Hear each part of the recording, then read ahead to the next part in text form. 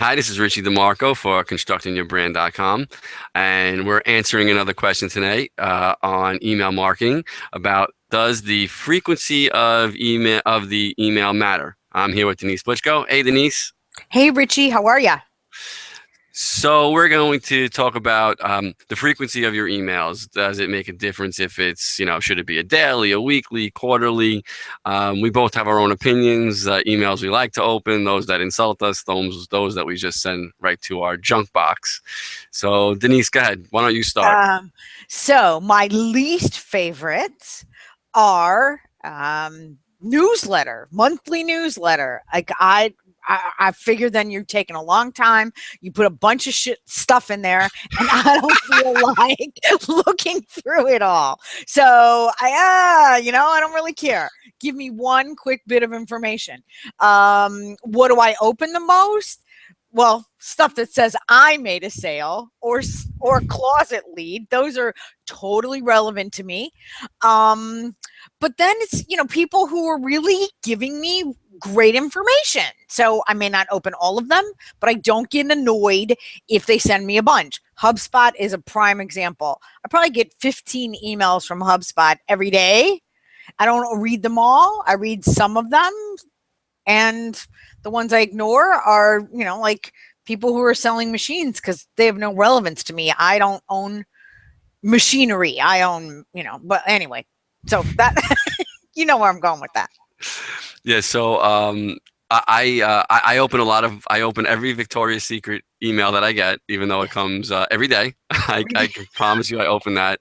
And you Um, open those because I like to see the sales, the and I look for the sales, articles. right? Um, They don't have they articles. don't have articles. They don't.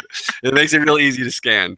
But no, I do any email. So those, in all seriousness, I do get Victoria's Secret daily. Other emails that I'll get on a weekly basis or even an every other day basis. Some of the people that I follow, whether it's Paul Castane or Ashley Ambridge. If I like their stuff, a lot of times the email comes in and you can't even keep up with it. And I have that obsession to try and keep the email down to 0 emails, which is impossible, but you try. So then I have folders where I'll drop all of their information in. So I have, a HubSpot folder and a Paul Castane folder and Ashley Ambridge folder, and all of those emails get filtered in there. And someday when I have nothing to do, I'll read them and be a wealth of knowledge. But I do still keep them. So I think that's really important when it comes to the frequency of email. It doesn't really, if you're sharing good stuff, I really don't think that it matters, because even if whether it's daily or if your readers can't keep up with it, if it's important to them, they will still save it. Um, that's true. However, we both commented offline about this. So HubSpot is a great example. I have a HubSpot folder. Now I save all of those because they are relevant potential content for me. So they spur ideas. It's like a brainstorming folder.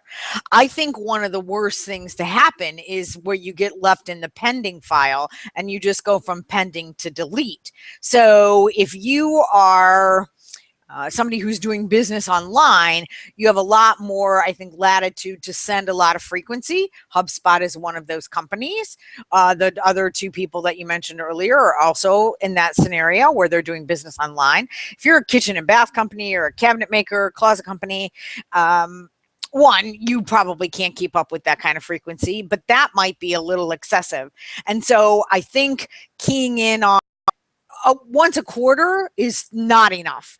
Even once a month is, I'd like to see it in a scenario like I just mentioned.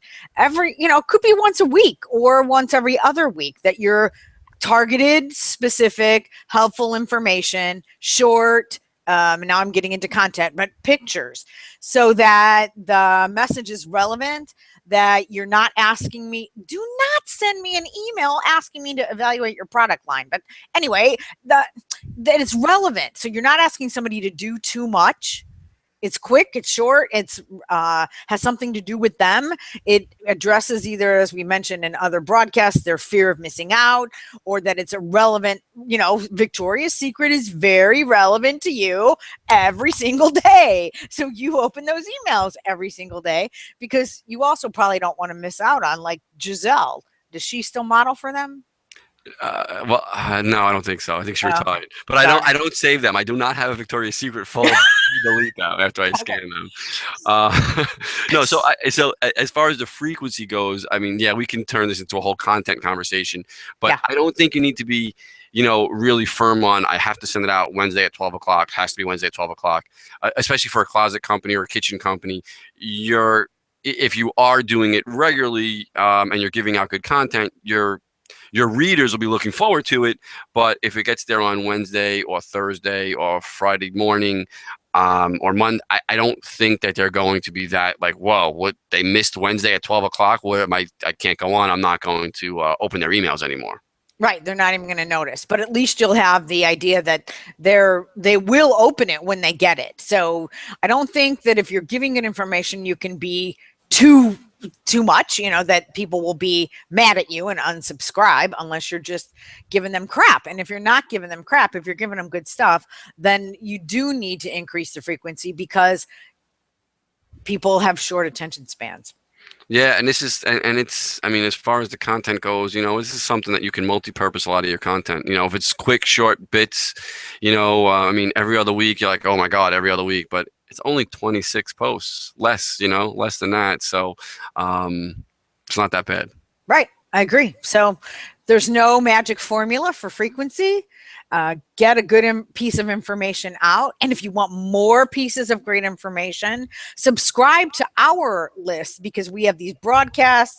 We have to practice what we preach. So if we start sending you irrelevant things, you're going to unsubscribe. But we'd love to have you join the list. We do all kinds of special fun things. And please subscribe. Cue it up, D-Rock. Yes, and don't forget to keep the questions coming. We can't keep doing this without your questions, so please keep them coming. It'll maybe featured on the next episode. Thank you so much, Denise. Thanks for the questions, guys, and we'll see you soon. Bye.